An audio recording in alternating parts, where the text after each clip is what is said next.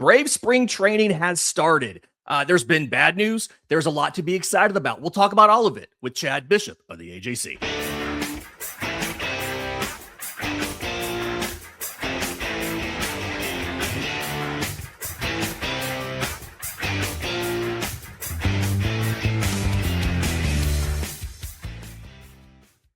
Yes, welcome on in to Braves Today, your source for news, notes, and updates on your Atlanta Braves. I'm your host, Lindsey Crosby, award-winning baseball writer and podcaster. You can follow me on social media at Crosby Baseball, and you can find all of my written work, bravestoday.com. That's the Braves Today Substack, as this is both a podcast and a newsletter. We're probably part of the Believe Podcast Network and presented to you by FanDuel. Download the FanDuel app or go to FanDuel.com to get started. Folks, I am excited to continue a tradition that started with Gabe Burns, continued with Justin Toscano, and now continues with Mr. Chad Bishop, the new Atlanta Braves beat writer for the Atlanta Journal-Constitution. Chad, thanks for being on the show. Thanks for taking some time out of a busy and eventful and news-making spring training to hop on and chat with Braves Country. Yeah, thanks for having me. That was like the old Sesame Street bit. Which one of these doesn't belong? When you listed Chad Bishop, Gabe, and Justin, I would be the one that doesn't belong. So just trying to fill the void, man. Trying to live up to the standard those guys set. Those are definitely big shoes. You might have an easier time finding food in the ballpark than Justin, though. He and I were both celiac, and so it was a little. We were always talking about where can we go eat in Truist or at Northport. So yeah, it might be a little easier for you to find some food and do some food reviews. Okay, I part of the reason I wanted to have you on is just obviously so Braves Country can get to know you. Coming over from Georgia Tech coverage to Braves coverage and all that. I want to get to that, but I think the biggest thing that Braves fans are a little nervous about, thinking about, is the state of the pitching. We got the news, Spencer Schwellenbach, elbow soreness, bone spur issue. They're discussing surgery or not. Hurston Waldrop, loose bodies in the elbow, and he is reportedly meeting with Dr. Keith Meister in Dallas, and the expectation is that he is going to have surgery, and we're just waiting to find out when he would return from that. Given the pall over kind of those injuries, what was the mood in Northport among the players, among team officials? Were guys overly concerned about that, or was everybody trying to, keep spirits up and just kind of continue with their business? I think a little bit of both, man. And it's funny from my perspective, it's like my first ever spring training, my first day on the gig. And oh, by the way, Spencer Schwellenbach is on the 60-day IL. Like, welcome to the show, kid. I deal with that. Yeah, you're saying it's your fault. Is that what you're saying? Because you're there? Guys. Yeah, I showed up and two pitchers hit the shelf. I think it was both, right? We talked to Chris Sale and Grant Holmes and Drake. The catch, Sean Murphy, all of them, so sad about Spencer Schwellenbach because this injury is unrelated and separate from the previous injury. And to see him get all the way back, I think it was Drake Baldwin who said he was there with him every step of the way in the offseason rehabbing, and that guy was ready to go. And then boom, a huge setback. And then the same thing with Hurston Waldrop. He threw that live BP that one day, and I was like, man, I've never seen this kid up close and personal, and that ball is snapping out of his hand. And then to get that news too, at the same time, as a professional athlete, right? You can't be down in the dumps. You got to keep going. You got to move on. And those guys know that. And they dealt with all this stuff last year. So I think there's an understanding of you can be sad for the human and the player on one hand, and then pick yourself up and try to be positive and move forward on the other hand. It was super tough news. And then just snake bitten news from what this organization has been through last year and a half, 2 years, to start off like that before things had even started to deal with that news. So it'll be curious to see how the organization handles it in the immediate future and then throughout the rest of the summer. Yeah. And I think that's one, obviously that's the biggest question going forward is what they do. But I do think you touched on something that kind of hits close to home is you had 2 seasons of terrible injuries, right? The Braves, if I remember the stat from OptaStats, in 2024 were the first team to make the postseason with 4 different opening day starters miss the final 30-plus games. Wow. Yeah. And that feels like it was underselling it because they had guys who missed time and then came back. And then last year, the first team in MLB history to have all 5 members of your opening day rotation on the 60-day IL at the same time. And it feels from the outside, it kind of feels like Alex Anthopoulos went into the offseason thinking we had a ton of position player injuries in 24, a ton of pitching injuries in 25, and he was trying to find depth. And on the position player side, absolutely worked. You got Mike Yastrzemski, Mauricio Dubon, Jonah Heim now in camp. Yeah. On the pitching side, there's been a lot of public outcry about the fact that Atlanta hasn't really added a starting pitcher. And when I listened to the tape of Alex talking on Friday to you and everybody else, he expressed a lot of confidence in the guys that are in camp. Am I off base for thinking that there is a path here where everything can work out as long as there's not 2025 level pitching injuries over the course of the season? Right. Yes, but that's a huge if. That's the problem, right? Like, let's start with column A. Grant Holmes, Reynaldo Lopez, Chris Sale, Spencer Strider are all relatively healthy through the course of 162. Maybe there's a sore shoulder here or there. Somebody misses a week or two. But for the most part, those guys are consistent starting pitchers and pitching at a consistently high level. And that elevates the Braves to a first-place team. And then you throw Bryce Elder or Joey Wentz in there as your quote-unquote number 5, or you call up a J.R. Ritchie or a Hurston Waldrop to be that number 5, and you just kind of get through this whole thing. But that doesn't happen on paper. We know MLB baseball is not like that, and especially starting pitchers at the Major League Baseball level are not like that either. So it's a curious strategy to go into the season like that, because I think everybody knows it's not going to play out that way. At some point, someone's going to go down. Now, do you believe in your AAA, AA guys enough that you're just going to plan on calling them up? Do you think maybe by the time the trade deadline rolls around, you can tread water until then and go get a big arm at that point in time? There is much to see and much intrigue of how this plays out. But yeah, to your point, I mean, right now, as we talk in February, it looks like the strategy is to go with these top 4 guys and see how long it lasts, how good they can be, and go from there. And maybe Alex Anthopoulos and folks will have the last laugh, and come July, you have a first-place team. It's just hard, I think, from a fan perspective, right, to believe that's how it's going to play out.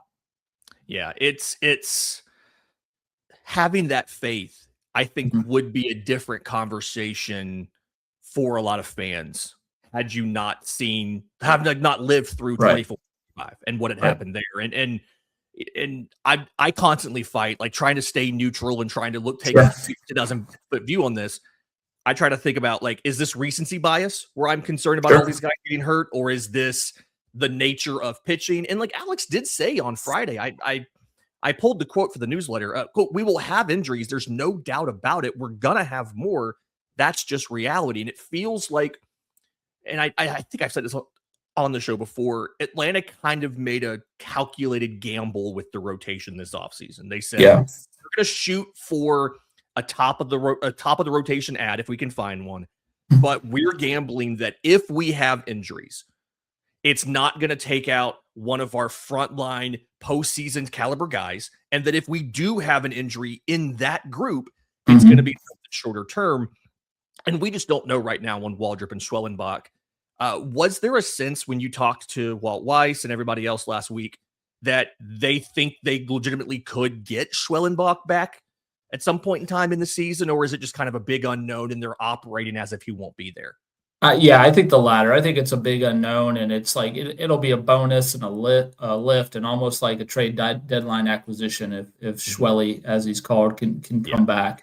I think that's, you just you can read body language and facial expressions. Not that anybody's given up hope, but you sort of err on worst case scenario. You prepare for the worst and hope for the best phrase. And that's sort of how I saw everybody approaching this, is that it's going to be a long time before he gets back. But another name we haven't mentioned is AJ Smith-Shawver, right? Like, what if he comes back mid-season? So, yeah, I mean, I like the phrase you use, calculated risk. It really is like, let's roll these guys out there, see what they can do. Maybe everybody's healthy. Again, it's not likely, but you never know. Maybe everybody is, and this team has a really, really good starting rotation through the first 2, 3, 4 months of the season. Yeah, and I think the big kind of final rotation thought I have here was Mhm. listening to Alex on Friday. He is clearly very high on Grant Holmes. He discussed the Yeah. decision to move on from Charlie Morton, and it wasn't a money issue. It wasn't because they didn't want Yeah. to pay Charlie Morton. It was they wanted to create a rotation spot for Grant Holmes. And he said, Mhm. when they went into camp with Schwellenbach, before Schwellenbach got hurt, their assumption was that Grant Holmes was going to be the number 5, which would have bumped Bryce Elder, who's Yeah. out of options, to the bullpen. And I kind of talked a little bit about how I thought that was an odd decision because Elder's not used to being in the bullpen and Holmes Mhm. is.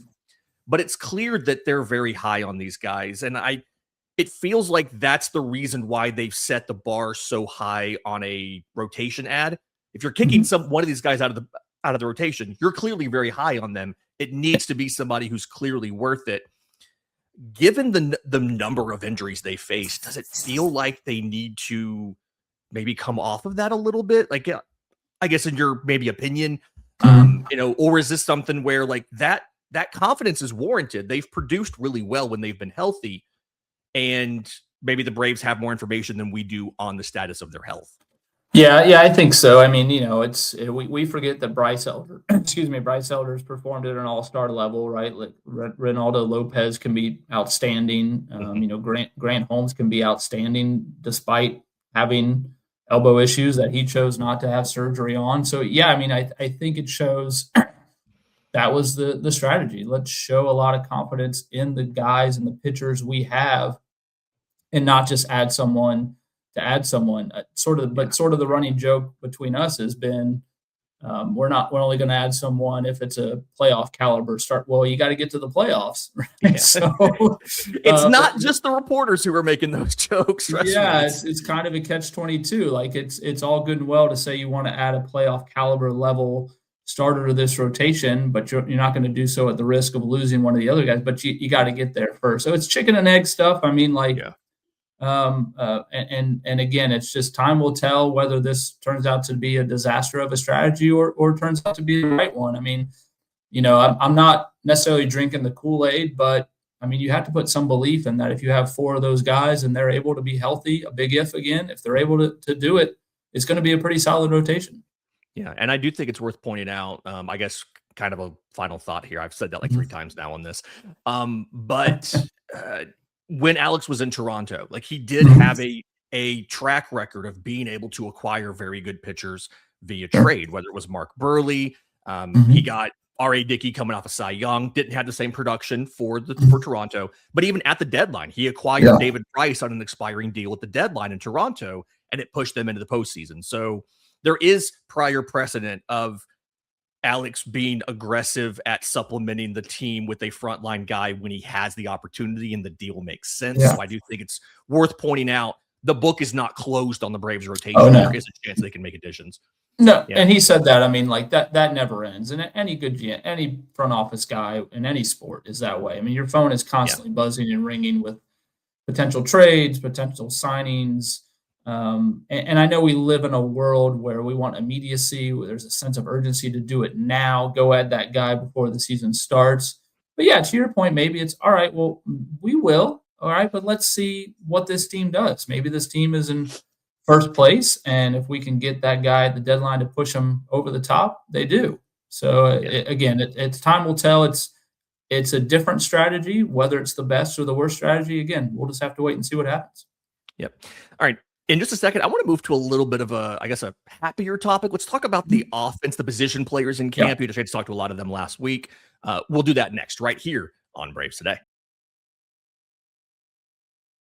But first, today's episode is brought to you by our friends at Grand Slam Getaways. If you've dreamt of going on the ultimate baseball road trip, this one's for you. Grand Slam Getaways is offering 3 bucket list baseball trips designed for fans who love the game and want to travel in style. All 3 of these trips depart from Atlanta this summer. You've got field level tickets to multiple Braves road games and other contests, 3-star hotels, daily breakfast, full slate of ballparks, appearances by former MLB players, giveaways, and fun side trips. Louisville Slugger Museum, Bull Durham, things like that. The 3 trips to choose from, you have the option of Florida in the month of May, Atlanta to Tampa and St. Pete. You'll watch Orioles versus Rays. Then you'll go watch Braves versus Marlins, have a beach day, and come back.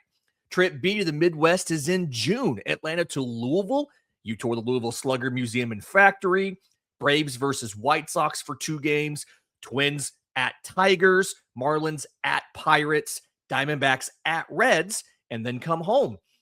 Trip 3, the Northeast in July. You go tour the Bull Durham movie sites. Diamondbacks at Nationals. Braves at Orioles. Yankees at Phillies. Braves at Mets. Diamondbacks at Pirates. Guardians at Reds, and then come home. 3 fantastic bucket list bus trips. If you want to get in on this, go to grandslam-getaways.com to make this summer a Grand Slam. Again, grandslam-getaways.com to let the baseball adventure begin.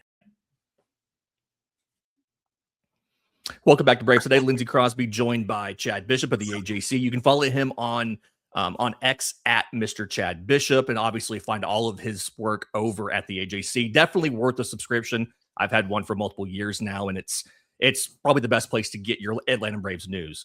All right, Chad, you had a chance to, obviously you were there when pitchers and catchers reported, but kind of like always, a lot of the Braves position players, especially the infield, were all already in. Ronald was in as well. Michael Harris was in. Yep. I guess, talking to them and seeing them be there early, was their mindset more of, hey, we want to come in and just kind of get some early work in? Was there a specific focus a lot of them had, or what was just their feeling about coming off of a year where they didn't make the postseason? Yeah, I think it was definitely like everybody's just ready to be back with each other to play baseball. Ozzie Albies was the first one there, to your point. By day 2 and definitely by day 3, the entire starting infield was there. Austin Riley, Ozzie, Mauricio Dubon, and Matt Olson. I mean, all those guys are there. And then, of course, Ronald Acuna, Michael Harris. I mean, pretty much all of them were there that first week. Some of that may have to do, and they didn't say this specifically, but missing the postseason. You have a month off earlier. Maybe you get back to spring training a little bit earlier instead of playing deep into October or November. I will say I don't think there's a mindset of like we're getting here early to prove everybody wrong that we're a playoff team. I just think it was more of guys like playing baseball, right? They're baseball players. This is what they're paid to do, and they're sort of excited. It didn't help during that Braves Fest, Braves Gala. It was like 20 degrees and snowing outside, so I think that might have had a factor in. Like, we got to get somewhere warm. We got to go down there and play some ball. But I think that was cool to see, especially if you're a Braves fan, to know that your team is down there early, way before they had to be getting work in, getting ready to go, excited about the upcoming season. Yeah, and it's, having dealt with the cold as well, the temperature thing, it makes a lot of sense. Like, it's just, let's just be somewhere warm. We don't have to worry about an ice storm canceling Braves Fest and all of that. I think a lot has been talked about, written about Ronald Acuna Jr. and what he was able to do coming back from injury last year. And then I guess kind of what he wasn't able to do. He hit really well before the calf injury suffered against Kansas City, but he wasn't really stealing bases a lot. And we saw him go to winter ball. We saw him, I think he was like a perfect 11 for 11 or 16 for 60 or something like that. Did he say anything to you guys about what his plans were for 2026 and how he, whether he thinks he can get back to that classic style of game that he won an MVP with? I think he's hoping to. I got the sense that it'll be calculated. He's not just going to run wild on the base paths. He's not going to go bonkers in the outfield chasing down. I mean, he's a competitor, so he's going to do what he does. But Walt Weiss had a telling quote of, this is a Hall of Fame level talent out there, one of the better players in the game, but he's got to be on the field to help the Braves. And talking to Ronald Acuna about that, he sort of indicated the same thing. Like he's got to be out there. I think he understands that might mean maybe he's got a DH a time or two, right? Like maybe he comes out of the game late for Mike Yastrzemski or defensive replacement, saving his legs. Mike Yastrzemski had a great quote about that. Like, Ronald's not going to like that, but it's a long season, and they need that guy at his best at all times. Does he steal 50 and hit 50 home runs? I don't know, right? But if he returns to 30 stolen bases, I mean, what a lift that would be for the team. I think Gabe Burns had the great quote in one of his stories about a bull ready to get out of the gates. I mean, that's the Mhm. sense. But there's got to also be a little bit of rearing back. Like don't go 300 miles an hour in April. Like kind of build up to this thing, because this team is going to need him late in the year and possibly in the postseason. It's going to be a balance. I'm sure it's going to be an adjustment for a kid who just goes full steam and full competitive all the time, trying to weigh that with knowing what he's been through injury wise in the past. Yeah. And I know that Walt Weiss has said a lot of the right things about how he wants to use a designated hitter role, and he wants to kind of rotate guys through that. Did he give any more details when you guys have talked to him about ideas on, frequency of using guys? I know that the plan is Jerks and Profar kind of Yeah. early, but did he go into more detail about what he wants to do with DH over the course of the year and all of that rest, or were you just kind of trying to figure out what would make sense? They use the word versatility and Mhm. flexibility a lot. I think you're going to see that. I don't envision a case where it's Marcell Ozuna as your designated hitter every single night, every single game. Yeah. Jurickson Profar looks like he's going to be the number one DH to start the year. But when Sean Murphy gets back, does that mean he DHs? Drake Baldwin DHs. We mentioned Ronald Acuna, maybe a night off. Mike Yastrzemski has at bats in his career as a DH. There's going to be a lot of times, if you have, Mauricio Dubon, who we mentioned, if he's not playing shortstop, does he play third? And Austin Riley gets some at bats at DH. So I don't know if that stuff will play out, but we get the sense that there's going to be some options. If someone gets injured, this guy can do it, that guy can do it. I mentioned somewhere else, kind of reminded me of a college baseball lineup. Like there's a lot of guys who will be able to do it, and a lot of guys who can play different positions. That sort of looks like how this roster is built, that there won't be one singular designated hitter on this roster. There'll be a lot of guys who can do it night in and night out, depending on matchups too. You got a dominant lefty. Maybe your DH that night is a righty, or vice versa. I think it'll be kind of fun to watch who's in there night in and night out.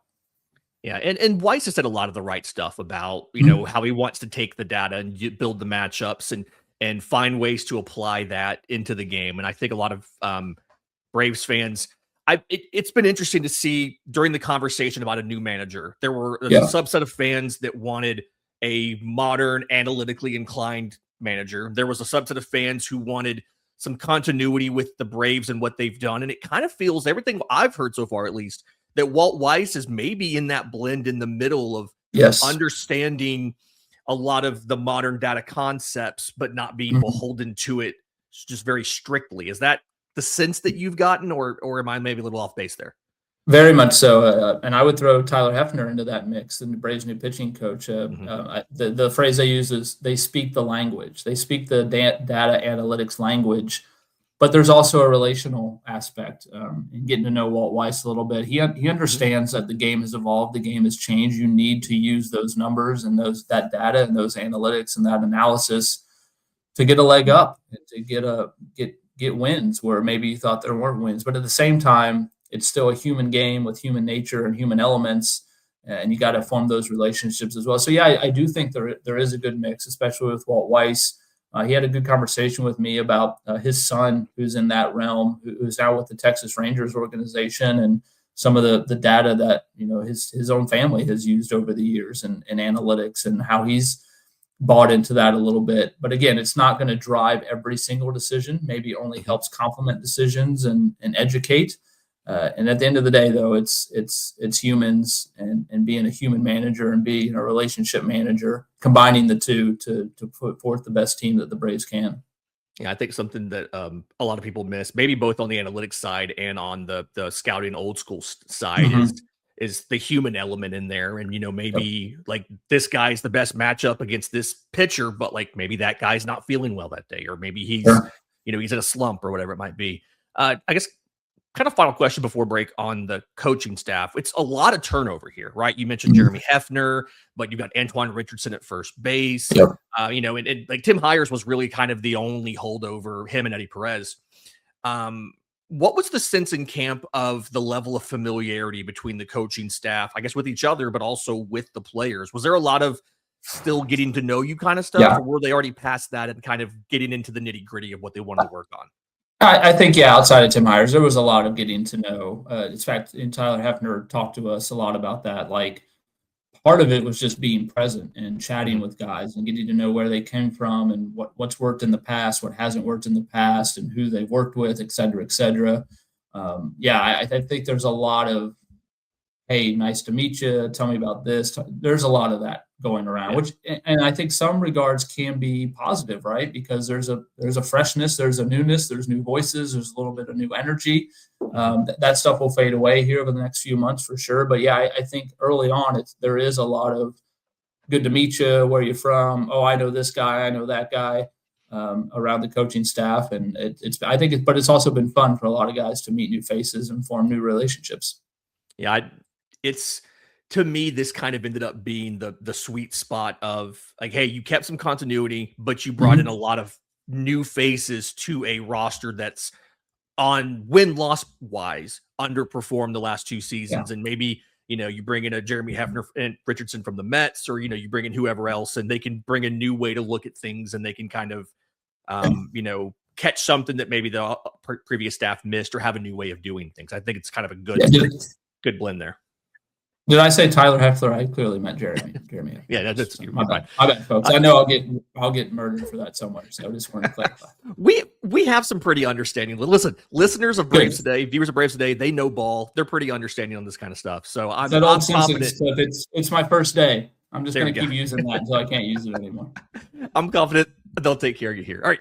In just a second, I do want to find out more about you. Obviously, you're kind of you're new to the beat, but you're not new to journalism, not new to sports. I want to cover a lot of that background. We'll do that next, right here on Braves Today.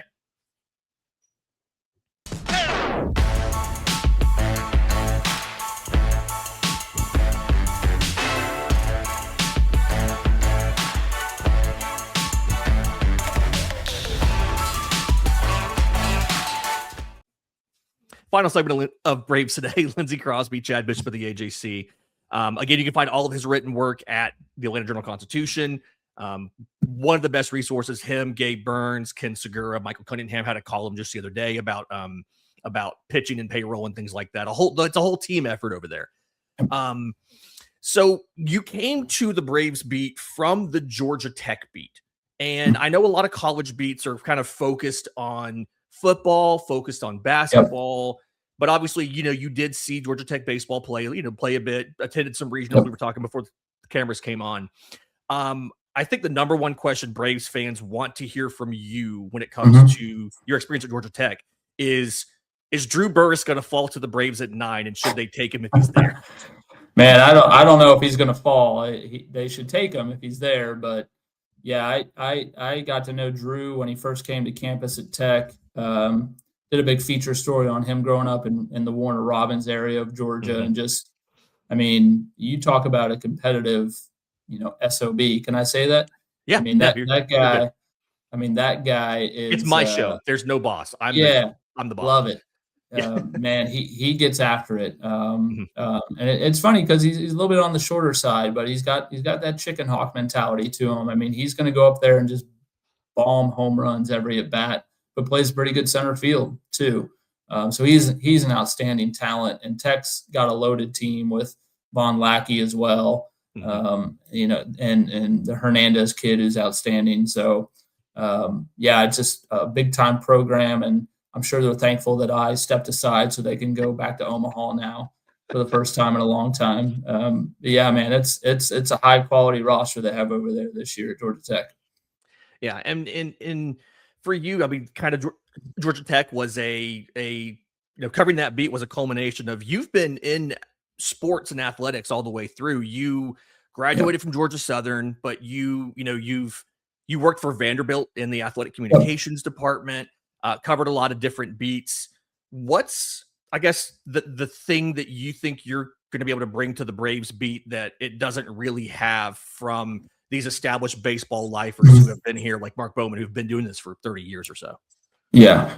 I don't know. I mean, I've always just sort of prided myself on, consistency, being there day in and day out, trying to, the meat and potatoes, I like to call it, right? I mean, what was it recently? Dominique Smith added to the roster. Well, boom, throwing that up on the website. But also giving folks an insight into who these people are, whether it's front office managers, players, side stories, feature stories, the human element to it, we all get caught up in the wins and losses, and we talked about the data, the analytics, the numbers, contracts, money, but what Chris Sale's kids are doing in the off season, Ozzy Albies fish story. I mean, I didn't write that one, but that, stuff Yeah. like, talking to Walt Humanizing White. these guys. Yeah. Yeah, humanizing them a little bit. Not because I'm trying to, benefit the team, but I think it's interesting. Like, who are these folks and where do they come from? So that's always been a big part of my game, so to speak. And then, I've always tried to be a relationship guy and form really strong relationships where folks can trust me with information, and then I can give that information to the reader and to the fan, whether that's breaking news or maybe some insight or maybe some injury discussion, whatever the case may be. I like to compare it to slow cooked barbecue, right? Like it might take a while, but eventually I'll get to the bottom of it and it'll be really tasty. Nice. I do have to ask, were you and Hayden Harris able to bond a little bit about the Georgia Southern Eagles and kind of your shared background there? A little bit, yeah. We're not happy with the state of things, starting 0-4 and taking one on the chin to the Yellow Jackets. But yeah, just I introduced myself, let them know I'm a fellow Eagle, and commiserated with getting swept by West Virginia to start the year. But yeah, hopefully he can be up with the big club at some point, make some appearances, and we can cheers to old Hail Southern. I have to ask, did Mark Bowman know you were a Georgia Southern grad when those two teams played over the weekend? Yeah, So we in fact I had the Georgia Southern West Virginia game on at the house when Gabe Burns showed back up one night and said, you can change the channel, and Gabe said, oh no, if West Virginia's playing and they might lose, I definitely want to keep this on so we can get on Bowman the next day. But not to be. The Mountaineers got the best of that series. Yeah. You went to Brookwood High, so an Atlanta native. I have to ask, who has the better stats at Brookwood High when it comes to athletics? You, Matt Olson? Who was the more accomplished high school athlete at Brookwood High? Yeah, Jeff Rancourt. Yeah. There's a long Braves legacy here at Brookwood High. First time I met Matt Olson last summer 25, I said, hey, man, I'm chatting with the AJC. I'm a Brookwood guy. And he looked at me and goes, I'm sorry. So we didn't get off to a great start. No. My athletic career was in the student section at football games. That's as far as I went. Definitely was not a big-time athlete for the old Broncos, but I am a proud Brookwood alum just as much as I am a proud Georgia Southern alum. And I've been to a few football games in recent memories. I've even taken the family over to Snellville to experience life as a Brookwood Bronco on a Friday night. And even covering Georgia Tech, Buster Faulkner, the offensive coordinator, a Parkview guy as well. So the rivalry runs deep, man. If we come across me and you're a Parkview guy, let's go at it. I'm ready. I always love how there's so many Atlanta area guys involved in the organization where things like this, high school rivalries, can still be a thing when everybody's, grown folks and adults here. Were you and don't feel obligated to say the obvious answer. Were you a Braves fan growing up? Was baseball one of your sports, or was it more of a kind of a generalist kind of thing? Oh yeah. I mean, I was born and raised in Atlanta, born at Northside Hospital. Parents had an apartment in Smyrna before moving to Lilburn and then eventually Snellville. I mean, I was at games at Atlanta Fulton County Stadium, Turner Field, and Truist. I went to the '96 Olympics at Atlanta Fulton County Stadium, watch an Olympic baseball game there. Been at all sorts of Skip Carey's memorial service. Went to that. Was in Cincinnati when Ronald Acuna's first career home run left the stadium. So yeah, I grew up going to Braves games, rooting the Braves on. Of course, that life is over now. Once the hire was made, you take that A hat off, and it's in a bin, it's in a box somewhere, because that's how this industry and this works. But that being said, I do think, and I hope it gives me a little bit more perspective on the history of the organization, the current state of the organization. And I can commiserate with some of the folks reading stuff at AJC.com. Like, I was in their shoes once upon a time. I understand where they're coming from, maybe their angst, maybe their excitement. and maybe I can sort of relate on that level a little bit, because it's been a part of my life for the past 42 years now. Yeah. Being cognizant Yeah, of that. I'm 42, by the way. I'm 42. Yeah. Yeah. I'm 41. I'm right there with you. Like we're peers on this. Unfortunately, I feel like I'm feeling it. The cold this year is the first time I've really been feeling that 41. That's probably a sign I need to get out and walk more baseball fields now that it's warm again. Chad, thank you for your time. Thank you for coming on and sharing with the people. Where can Braves fans go to get everything from you, whether it's your stories, it's your content, everything from spring training and from this season? Yeah. All right, let's start with TikTok. No, no, I do not have a TikTok. AJC. Somebody on the Braves beat has to have a TikTok. Like eventually somebody's going to do it. It won't be me. I mean, Gabe's the baby, so let's make him do it. True. AJC.com/Atlanta Braves. I mean, obviously that's the spot to go and sign up, or maybe sign up for a free trial. And if you don't like it, then, delete it. Don't bookmark it. At Mr. Chad Bishop on the socials.